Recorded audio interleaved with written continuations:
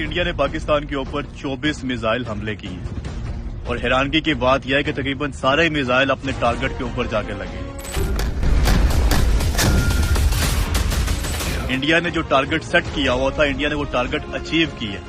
और इससे बढ़ के हैरानगी की बात यह है कि पाकिस्तान का दिफाई निजाम, हमारा डिफेंस सिस्टम एक भी मिसाइल को इंटरसेप्ट नहीं करता। नमस्कार, मैं हूं अनुषी गुप्ता। भारत ने पहलगाम में हुए खतरनाक आतंकी हमले का ऐसा जवाब दिया है कि पूरी पाकिस्तान की हिम्मत डगमगा गई है।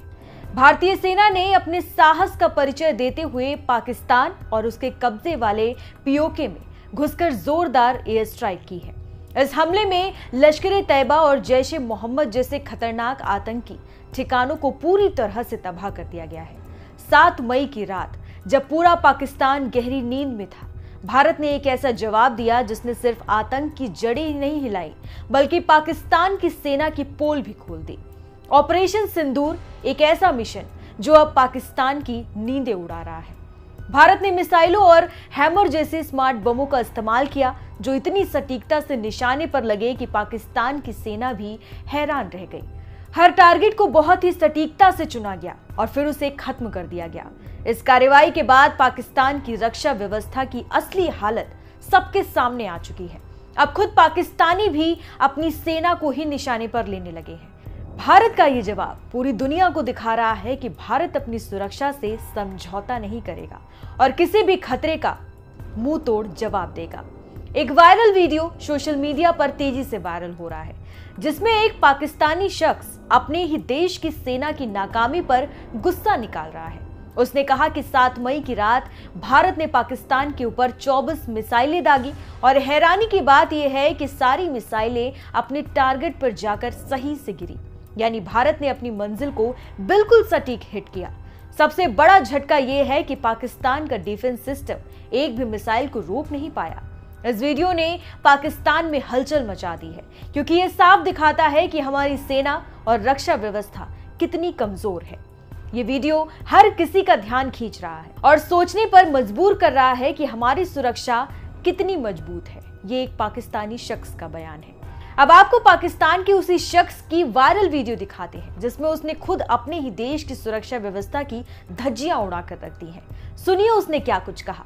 एक भी मिसाइल को हम रोक नहीं सकते, सारे हमले हम रोकने में नाकाम रहे। एग्जैक्ट जो इंडिया ने टारगेट अचीव करना था वो अचीव किया है। वो जो कहते हैं ना कि इंडिया ने घुस के मारना था, इंडिया ने वाकई घुस के मारा और हम उसके मिसाइलों को रोक नहीं सके। ये हकीकत है।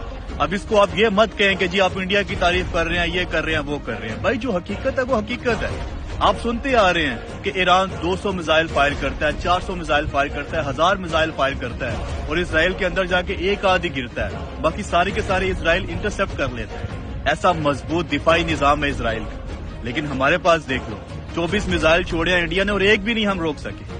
और हैरानगी की बात यह कि अभी इंडिया ने किसी फौजी तनसीबात को निशाना नहीं बनाया। अभी इंडिया ने हमारे किसी छोमनी के ऊपर, कैंट के ऊपर या किसी ऐसी हसास जगह के ऊपर अटैक नहीं किया। यही 24 के 24 मिसाइल अगर हमारे किसी हसास जगह के ऊपर टारगेट किए जाते तो अब तक तो प्रोग्राम बढ़ चुका होना था। यही अगर GHQ के ऊपर फेंका गया होता तो प्रोग्राम बढ़ चुका होता। या यही किसी और हसास जगह के ऊपर मिसाइल गिराए जाते तो किसने रोकने थे? हम तो रोक ही नहीं सके भाई, एक भी मिसाइल नहीं हम रोक सके। दूसरी अफवाहें ये फैलाई जा रही थी सारी रात को, पाकिस्तानी मीडिया लगा हुआ था, सोशल मीडिया के ऊपर तमाम झूठ पॉलिसियां लगे हुए थे। वो पाकिस्तान ने इंडिया के जहाज गिरा दी हैं। वो सारी पिक्चर्स मैंने देखी, कोई 8 महीने पुरानी है, कोई 3 साल पुरानी है। हमने इंडिया का वो जनरल हेडक्वार्टर गिरा दिया, पता नहीं क्या गिरा दिया।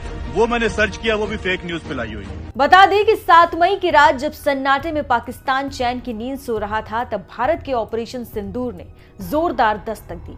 आसमान से बरसे आग के शोले और पलक झपकते ही जैश-ए-मोहम्मद और लश्कर के आतंकी ठिकाने राख के ढेर में बदल गए। चारों तरफ चीख पुकार मची, क्योंकि भारत की स्ट्राइक से पाकिस्तान कांप उठा।